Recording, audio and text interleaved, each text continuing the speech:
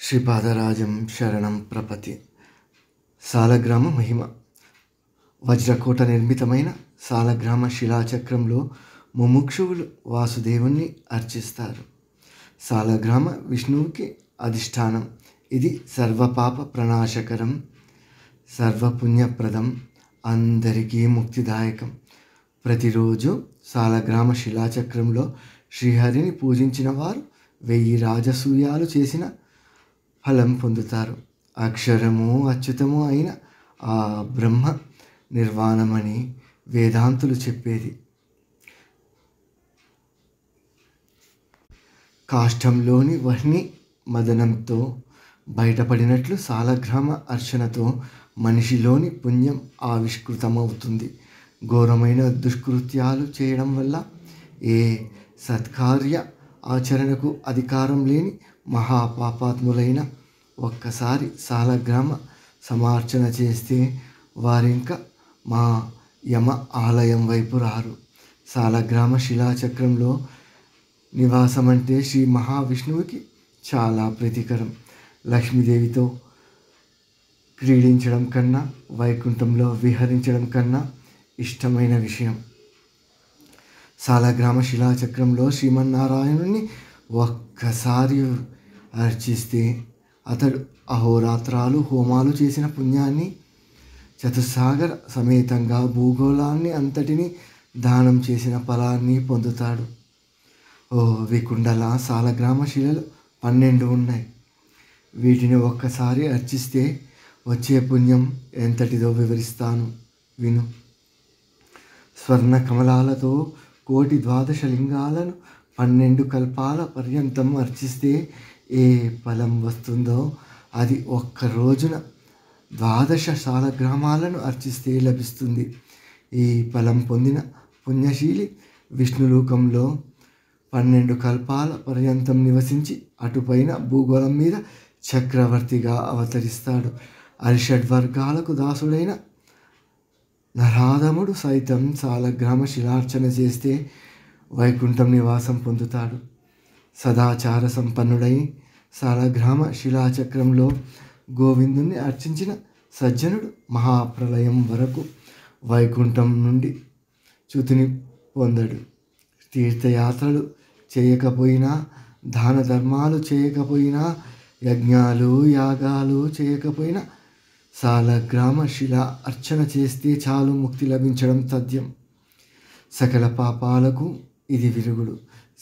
నరక నివాసం, గర్భవాస క్లేశం అనగా పునర్జన్మ, క్రిమి కీటక పశుపక్ష నీచ జన్మలు వగైరా తీవ్ర శిక్షల్ని త్రోసి రాజు అనగలిగినది ఈ సాలగ్రామ శిలార్చన. దీక్ష స్వీకారంతో మంత్రపూర్వకంగా ఈ శిలాచక్రంలో చక్రిని అర్చించి బలి ప్రదానం చేసిన వాడు విష్ణులోకంలో శాశ్వత నివాసం పొందుతాడు. ఇది ముమ్మాటికి నిజం. సాలగ్రామ శిలాజలంతో కేశవుడికి అభిషేకం చేసి ఆ పావనోదకాన్ని శిరస్సును జల్లుకున్న భక్తుడు సకల పుణ్యతీర్థాలలోనూ స్నానం చేసిన పవిత్రతను, సర్వయజ్ఞాలు చేసిన పుణ్యఫలాన్ని క్షణంలో నిస్సందేహంగా పొందుతాడు. ఎందుకంటే ముక్తిదాయకాలైన గంగా, గోదావరి, రేవాది నదులు సకల పుణ్యతీర్థ సమేతాలై వచ్చి సాలగ్రామ శిలోదకంలో సన్నిధి చేస్తాయి. అంగన్యాస కరన్యాసాలతో, షోడశోపచారాలతో, గీత వాదిత్ర స్తోత్ర నృత్యాలతో సాలగ్రామ శిలార్చనంలోని శ్రీమన్నారాయణుడికి నిత్యము పూజలు చేసే పుణ్యశీలి ఈ కలియుగంలో సైతం ధర్మపరాయణుడై వివిధ భోగభాగ్యాలను అనుభవించి అటుపైన సహస్రకోటి కల్పాలు వైకుంఠంలో శ్రీహరి సన్నిధిలో ఆనందంగా గడుపుతాడు. 1,000 లింగాలను అర్చించినందువల్ల వచ్చే పుణ్యం ఫలం ఎంతటిదో ఒక్క సాలగ్రామ శిలను అర్చించడం చేత వచ్చే పుణ్యఫలం అంతటిది. సంఖ్యాది శాస్త్రాలు అవి చెప్పే నియమనిష్టలు ఏమీ లేకపోయినా పర్వాలేదు, యథాలాపంగానైనా సాలగ్రామ శిలను ఒక్కసారి అర్చిస్తే చాలు అతడు ముక్తిని పొందుతాడు. శ్రీమన్నారాయణుడు సాలగ్రామ శిలా రూపి నివసించే చోట సకల దేవతలు, యక్ష, గంధర్వ, కిన్నెర, కింపురుష జాతులు 14 భువనాలు సన్నిధి చేయడం తథ్యం. సాలగ్రామ శిలా సాన్నిధ్యంలో శ్రాద్ధ కర్మలు నిర్వహిస్తే పితృదేవతలు పరిపూర్ణంగా సంతృప్తి చెందుతారు. సాలగ్రామ శిలాజలాన్ని ఒక్కసారి పుచ్చుకుంటే చాలు, పంచగవ్యాన్ని 1000 సార్లు ప్రాశించిన ఫలం దక్కుతుంది. 1,000,000 సహస్ర తీర్థాలలో 1,000,000 సహస్ర పర్యాయాలు మునిగిన పుణ్యం దక్కుతుంది. సాలగ్రామ శిలాతోయంలో చక్రాంకిత శిలాజలాన్ని సమ్మిశ్రితం చేసి శిరస్సున దేహాన్న చల్లుకున్న, ముమ్మారు లోపలికి పుచ్చుకున్నా ఇక తడి శరీరం చక్రాంకితమైనట్లే, ఏమాత్రమూ సందేహం లేదు. అయితే పుణ్యాత్ములకు తప్ప ఈ శంఖచక్ర ముద్రలు ఇతరులకి కనిపించవు. ఇవి పరమగుప్తాలు. అంచేత ఓ వైశేషికమని మా ప్రభు మమ్మల్ని వైష్ణవుల ఇళ్ల వైపు వెళ్ళవద్దని కట్టడి చేశాడు. విష్ణు పాదోదకాన్ని సేవించిన వారు కనుక విష్ణు భక్తులంటే మాకు చచ్చేంత భయం. మిత్రమా, వాపి, కూప, తటకాదుల్లో 3 రోజులు స్నానం చేసినందువల్ల కలిగే పుణ్యఫలాన్ని సముద్రుని చేరని ప్రవాహాలు ఒక్క స్నానంతో అందిస్తాయి. ఈ ప్రవాహాలు 15 రోజుల పాటు స్నానం చేసినందువల్ల వచ్చే పుణ్యఫలాన్ని సముద్రుని చేరే నదాలు ఒక్క స్నానంతో అందిస్తాయి. ఈ నదాల్లో నెలనాళ్ళు మునిగి పుణ్యఫలాన్ని సముద్రుడు ఒక్క మునకతో అందిస్తాడు. 6 నెలలు సముద్ర స్నానం చేసినందువల్ల దక్కే పుణ్యాన్ని గోదావరి ఒక్క స్నానంతో ఇస్తుంది. గోదావరిలో సంవత్సరం పాటు స్నానాలు చేసిన పుణ్యాన్ని గంగమ్మ తల్లి ఒకే ఒక్క మునకతో ఇస్తుంది.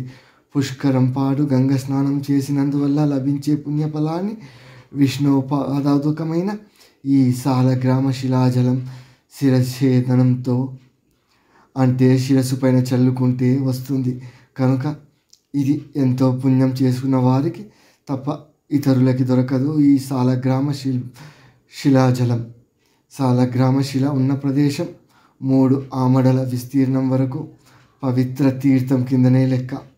ఆ ప్రాంతంలో చేసిన దానాలు, హోమాలు 1,000,000 రెట్లు అధికంగా వేగాన్ని, ఫలితాన్ని అందిస్తాయి. సాలగ్రామ శిలాజలాన్ని ఒక్క బిందువైనా సేవించగలిగితే ఆ మనిషి ఇంకెప్పుడు మాతృస్తన్య గ్రోల వలసిన పరిస్థితి రాదు. అంటే పునర్జన్మ లేని ముక్తి పొందుతాడు.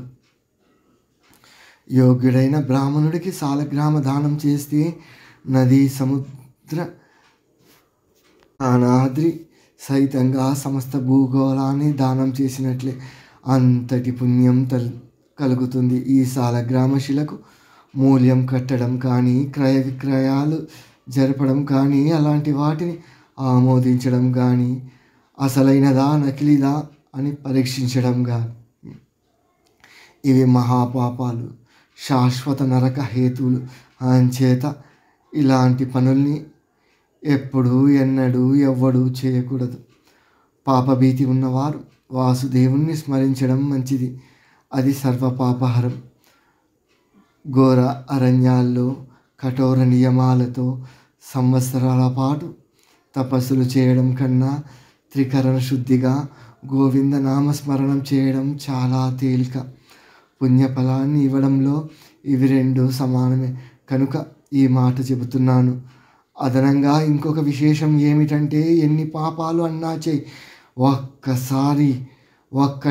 ఒక్కసారి ఏకాగ్ర చిత్తంతో హరినామ స్మరించు. నువ్వు మా నరకాన్ని వస్తే ఒట్టు. సర్వతీర్థ స్నాన ఫలం, సర్వదేవాలయ సందర్శన ఫలం సమస్తము విష్ణునామ సంకీర్తనంతో తంగేటి జున్ను అవుతుంది. వారికి యమదర్శన మహాభాగ్యం కానీ, నరక నివాస మహాసౌఖ్యం కానీ ఏమాత్రమూ దక్కవు.